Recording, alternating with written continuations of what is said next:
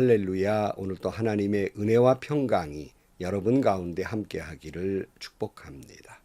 여러분, 구원은 오직 하나님의 은혜로 우리가 예수를 영접함으로 구원을 얻는 것입니다. 여기에 결코 우리가 만들고 세워놓은 신학이나 신앙적 전통을 구원의 조건으로 내세우거나 다른 사람들에게 강요해서도 안 되는 거예요. 나처럼 예수 믿어야 되고 우리 교단처럼 예수 믿어야 되고 우리가 주장하는 신학으로 예수를 믿어야 된다는 주장을 하는 것은 옳지 않습니다. 구원은 오직 하나님의 은혜며 십자가의 은혜일 뿐입니다. 오늘 아침 하나님께서 우리에게 허락해 주신 말씀은 사도행전 15장 1절에서 11절 말씀입니다.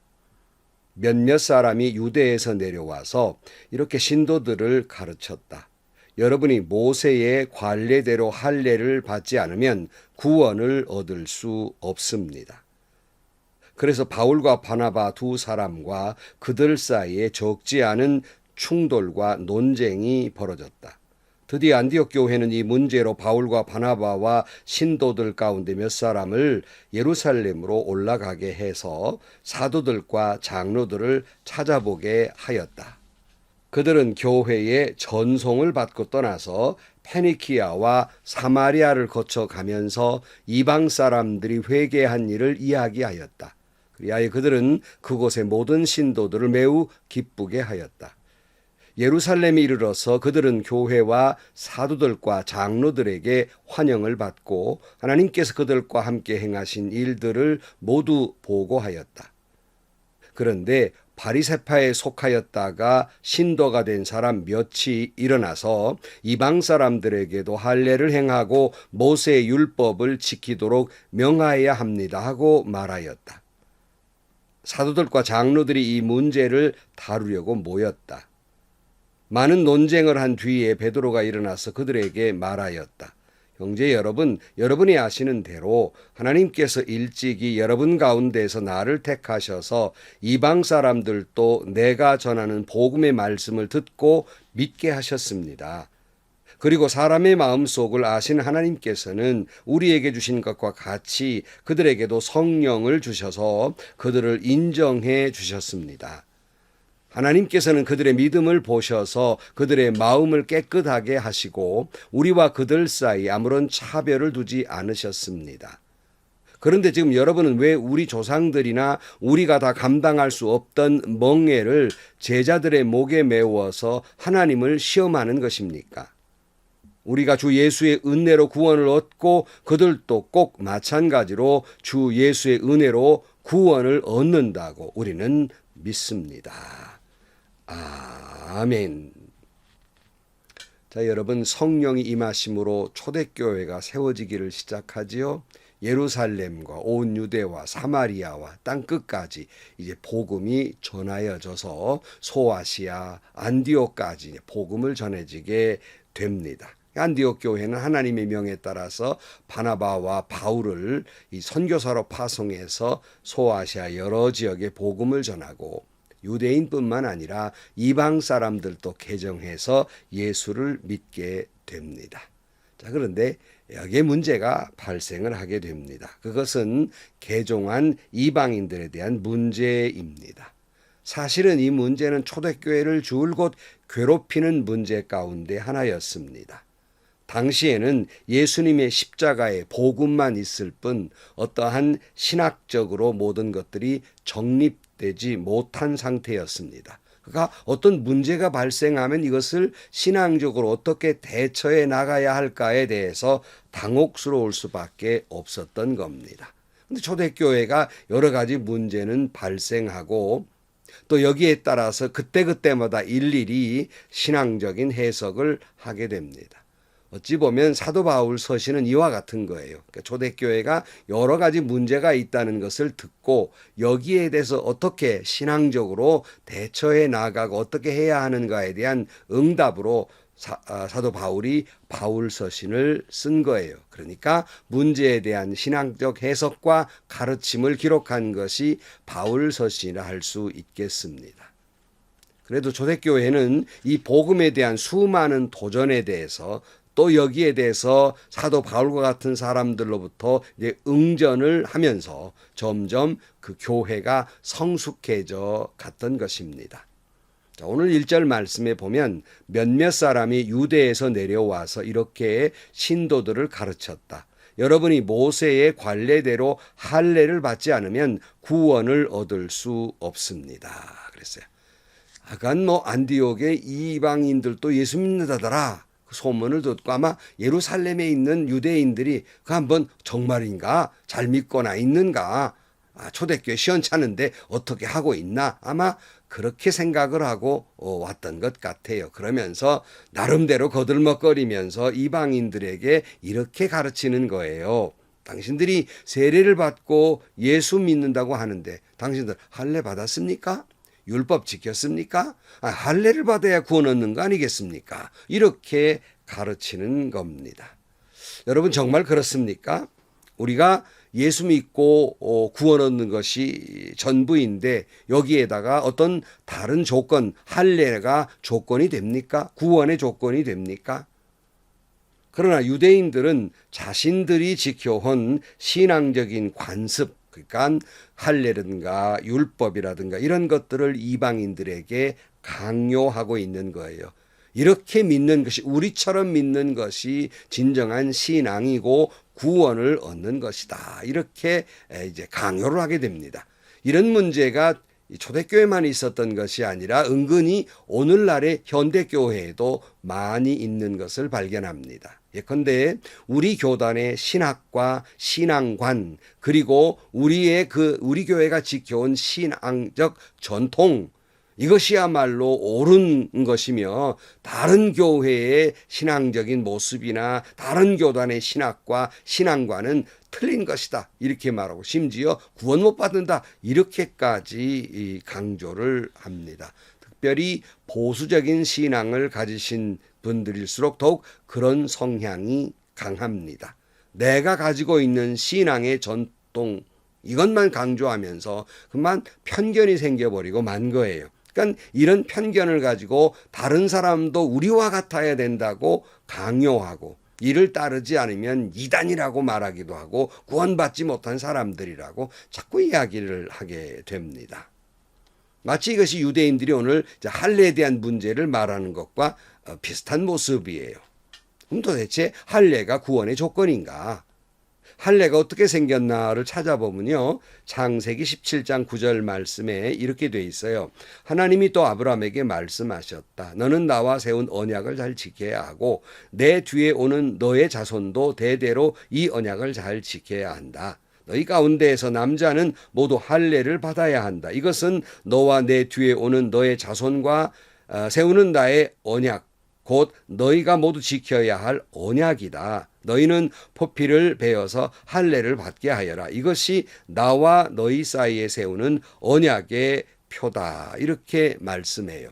그러니까 할례는 구원받은 이스라엘 백성으로서 하나님의 언약으로 주신 표로 주신 것이지 이것이 무슨 구원의 조건이 아닌 것입니다.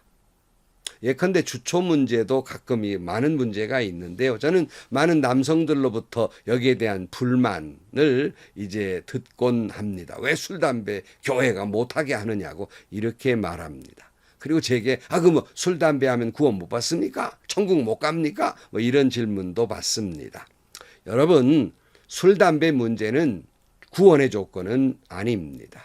근데 왜 이걸 교회가 막습니까? 이렇게 물어요. 여러분 성령이 내 안에 있고 그리고 내가 구원받은 백성이 되었으니 주님이 내 안에 있는데 어떻게 술을 내 몸 가운데 들이붓고 어떻게 담배 연기를 내 몸속에 넣을 수가 있다는 말입니까? 이것이 구원의 조건은 아니지만 구원받은 백성의 모습도 아니라는 거예요. 어떤 분이에게 제가 이렇게 말씀을 드렸어요. 선생님, 제가 목사인데 만약에 목사인 제가 술을 마시고 길거리에 비틀거리면 이게 그 모습이 성직자로서 옳은 겁니까? 아름다운 것입니까? 이렇게 물었더니 아니지요. 그래요.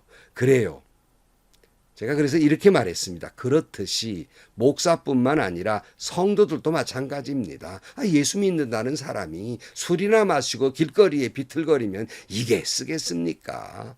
그리고 그 몸속에 자꾸 독주를 넣어서야 되겠습니까? 뿐만 아니라 담배도 마찬가지입니다. 담배가 구원의 조건은 아니지만 예수 믿고 성도가 되었다는 사람이, 거룩하다는 사람이 그 담배를 피움으로써 자신도 해롭고 가족도 불편하게 만들고 다른 사람도 불편하게 만들어서야 쓰겠습니까? 세상도 그저 금연실이 따로 있고 또 담배 피우는 장소를 따로 두었듯이 이게 좋은 것은 아니지 않습니까? 이렇게 제가 말하곤 합니다. 그러니까 여러분, 무슨 할례나 술을 마시니 안 마시니 담배를 피우니 안 피우니 저는 이런 것이 구원의 조건이라고 생각은 하지 않습니다.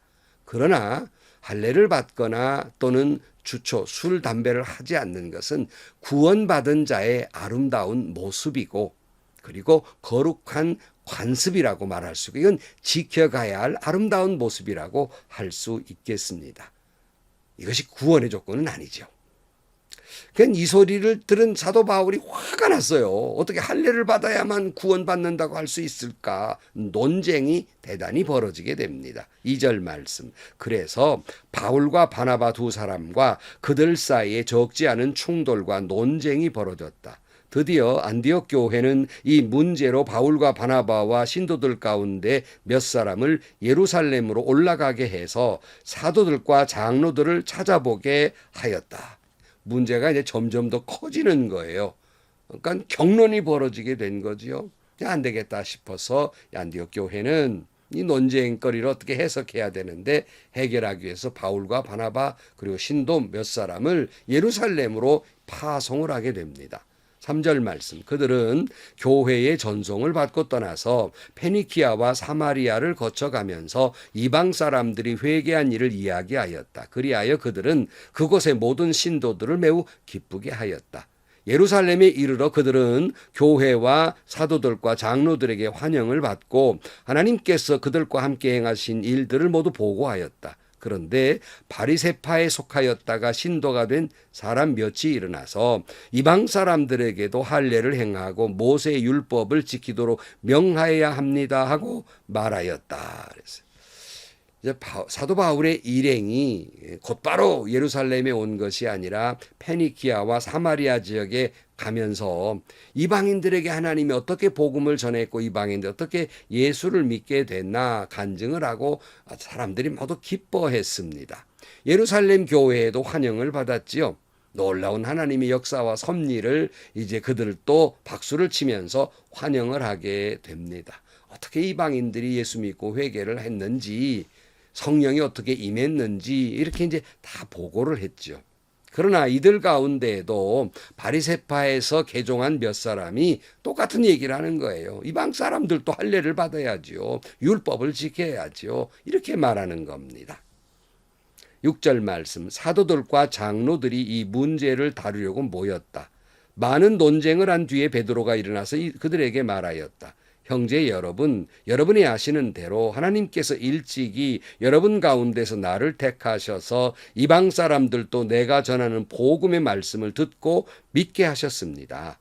그리고 사람의 마음속을 아신 하나님께서는 우리에게 주신 것과 같이 그들에게도 성령을 주셔서 그들을 인정해 주셨습니다. 하나님께서는 그들의 믿음을 보셔서 그들의 마음을 깨끗하게 하시고 우리와 그들 사이에 아무런 차별을 두지 않으셨습니다. 그래서 여러분, 베드로가 어떻게 이런 이야기를 할 수 있었어요? 우리가 사도행전 10장에서 다루었잖아요. 이방인 군대장관 고넬료에 대한 이야기 우리가 잘 알지 않습니까? 환상을 보여주면서 이것이 깨끗하다 먹으라 해도 베드로가 고집을 하고 평생 난 이거 먹지 않았습니다. 그때 하나님이 뭐라고 말씀하세요? 내가 깨끗하다 하는 걸 내가 왜 더럽다고 하느냐. 이렇게 지적하시고 이제 베드로를 이방인 고넬료에게 보내셔서 고넬료가 주님을 영접하고 세례받고 그 순간 성령이 임하는 것을 베드로가 똑똑히 보았거든요. 그리고 하나님의 뜻을 알았어요. 아, 하나님이 유대인이나 이방인이나 차별을 두지 아니하시는구나 하는 걸 그는 이미 체험한 사람이에요. 그러니까 이 말을 하고 있는 것이죠. 10절 말씀. 그런데 지금 여러분은 왜 우리 조상들이나 우리가 다 감당할 수 없던 멍에를 제자들의 목에 메워서 하나님을 시험하는 것입니까? 우리가 주 예수의 은혜로 구원을 얻고 그들도 꼭 마찬가지로 주 예수의 은혜로 구원을 얻는다고 우리는 믿습니다. 그러니까 베드로가 말하는 거예요. 우리도 전통적으로 대대로 내려온 전통이지만 우리도 다 지키지 못하는 것을 어떻게 이방인들에게 멍에를 지우려고 하는 겁니까? 은혜로 구원받는 것입니다. 이렇게 말하고 있습니다. 성도 여러분, 은혜로 우리는 구원을 받습니다. 아멘, 아멘이죠. 오래 예수 믿고 보수적인 신앙을 갖다 보면 나처럼 예수 믿어야만 옳은 것이라고 생각하고 다른 사람들마저도 그렇게 하라고 강요를 합니다. 그러니까 이제 신앙의 표준이 자신이 되고 말아요. 자기 교회, 자기가 지켜온 신앙적 전통, 가치관 이렇게 예수 믿어야 된다. 그렇지 않으면 이단이고 잘못 믿는 것이다. 이렇게 강요를 하는 때가 있습니다. 여러분 분명히 말씀드릴 수 있어요. 신앙의 표준은 나나 내 교회나 우리가 속한 교단이 아니에요. 우리는 그것을 아름답다고 따를 뿐이고 지켜올 뿐이지 그것이 구원의 조건이 아니라는 말씀입니다. 신앙의 기준은 예수님이시지 내가 아닌 거예요. 나처럼 믿어야 한다. 우리 교단처럼 우리 교회처럼 우리가 만든 규칙대로 그렇게 해야 된다. 그건 옳지 않습니다. 이 아름다운 것인 것은 분명하지만 구원의 조건은 아니라는 거예요. 교단이 구원의 조건은 아니라는 겁니다. 구원은 오직 하나님의 은혜입니다. 갈라디아 5장 1절 말씀에 그 사도 바울이 이렇게 말하고 있어요. 그리스도께서 우리를 해방시켜 주셔서 자유를 누리게 하셨습니다. 그러므로 굳게 서서 다시는 종살이의 멍에를 매지 마십시오. 나 바울이 여러분들에게 말합니다. 여러분이 할례를 받으면 그리스도는 여러분에게 아무런 유익이 없습니다. 내가 할례를 받는 모든 사람에게 다시 증언합니다. 그런 사람은 율법 전체를 이행해야 할 의무를 지닙니다. 율법으로 의롭게 되려고 하는 사람은 그리스도에게서 끊어지고 은혜에서 떨어져 나간 사람입니다. 그러나 우리는 성령을 힘입어서 믿음으로 의롭다 하심을 받을 소망을 간절히 기다리고 있습니다. 그리스도 예수 안에서는 할례를 받거나 안 받는 것이 문제가 되는 것이 아닙니다. 가장 중요한 것은 믿음이 사랑을 통하여 일하는 것입니다. 그랬어요. 바울이 뭐라고 말합니까? 뭐 할례를 받든지 안 받든지 뭐 신앙의 전통 우리가 세운 우리 신학교가 세운 신학적 전통 이걸 지키든 안 지키든 그건 구원의 조건이 아니라는 겁니다. 뭐라고 그래서 조건이? 믿음을 통하여 사랑이 일하는 것이다. 이것이 제일 중요한 거다. 믿음, 소망, 사랑 그 중에 사랑이며 주님께서 제일 가는 율법은 뭡니까? 내 이웃을 내 몸과 같이 사랑하라는 것이다. 결국 사랑이라는 말씀입니다. 성도 여러분, 차별을 금지하고 편견을 금지하고 나처럼 예수 믿어야 되겠다는 강요를 하기 전에 먼저 그리스도의 예수로 사랑하는, 그래서 율법을 완성하는 아름다운 전통을 이어가는 여러분들이 되시기를 주의 이름으로 축복합니다. 기도하시겠습니다. 하나님 아버지, 다른 것이 독특한 것일 수는 있으나 때로는 내가 다른 사람보다 더 예수 잘 믿는다는 편견을 가지고 있습니다. 내 자신의 신앙적 편견이나 신학적 편견을 버리게 하시고 오직 신앙의 기준은 하나님이심을 다시 한번 깨닫게 하여 주옵소서. 중요한 것은 신앙이나 신학적 전통이 아니라 예수 안에서 사랑을 이루어 가는 것임을 깨닫고 편견을 가지고 다투거나 또는 서로 간에 불편한 일을 만들지 아니하고 사랑으로 하나가 되게 하여 주옵소서. 예수님의 이름으로 기도하옵나이다. 아멘. 나이 들수록 옛날 것이 참 편하고요. 지금까지 예수 믿어온 그 방식이 옳은 것만 같아요. 그러나 그것이 잘못 편견이 돼서 그걸 구원의 조건으로 내세우고 다른 사람을 강요하게 되는 그런 좋지 않은 일이 생기게 됩니다. 여러분, 내 신앙 나름대로 아름답다고 지켜온 전통 귀한 것이지요. 우리가 속한 교단이 만들어 놓은 신학적 전통 아름다운 것입니다. 그러나 그것만이 구원의 조건이고 그걸 따르지 않으면 이단이라고 말할 수는 없습니다. 오직 우리는 은혜로 구원을 받습니다. 오직 그 은혜로 구원받는 사람으로서 사랑함으로 율법을 완성해 나가시기를 주의 이름으로 축원합니다. 행복하시고요. 좋은 일이 가득한 하루가 되시기를 주님의 이름으로 간절히 축원합니다.